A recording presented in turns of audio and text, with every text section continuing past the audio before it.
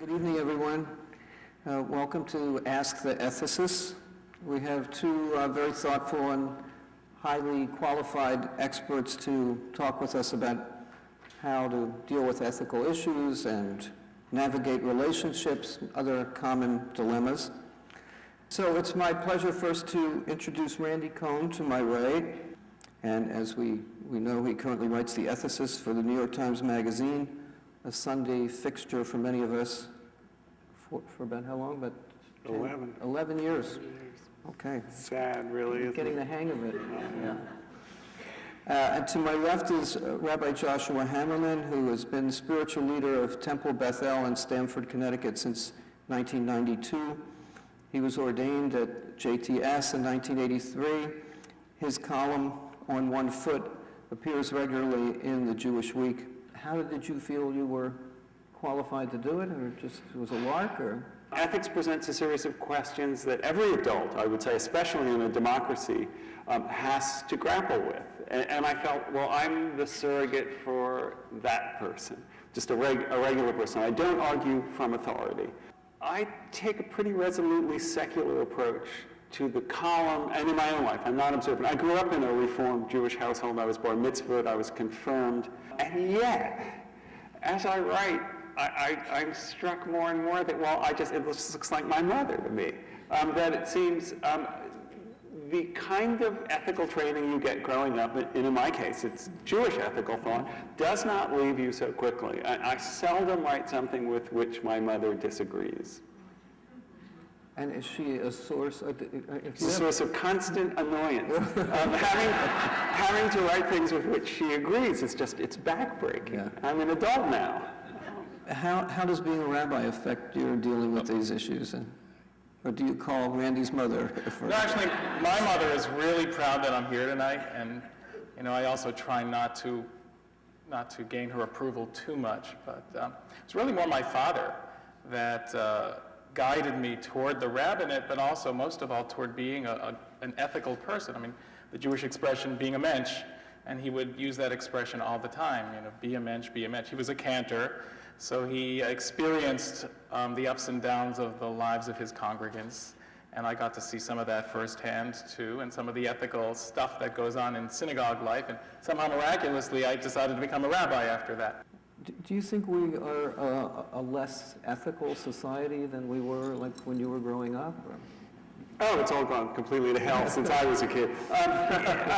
Looked at in the long term, and by long term I mean, say, 100 years, say 1890, so we go back to the Gilded Age. We're an infinitely better society.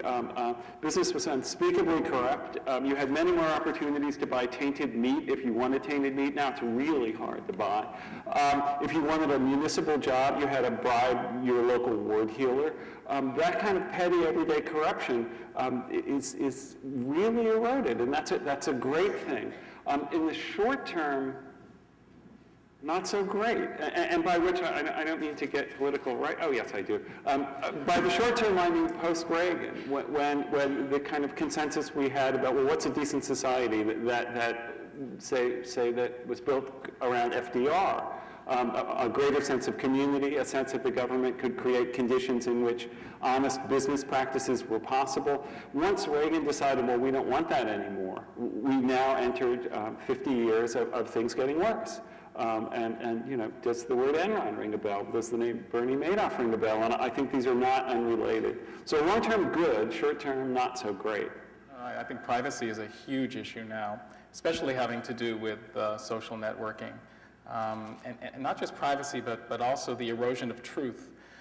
People are fabricating images of themselves. I think you had a question that a few weeks ago or a little while back about JDate or one of the dating services. I was pro-lying in that. And yeah, should I lie about my age?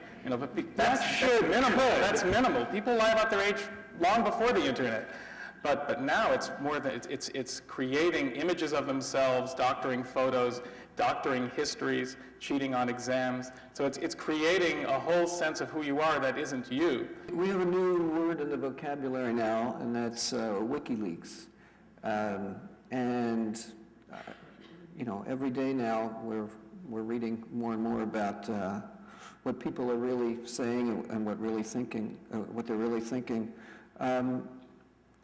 What's your take on it, the good and the bad?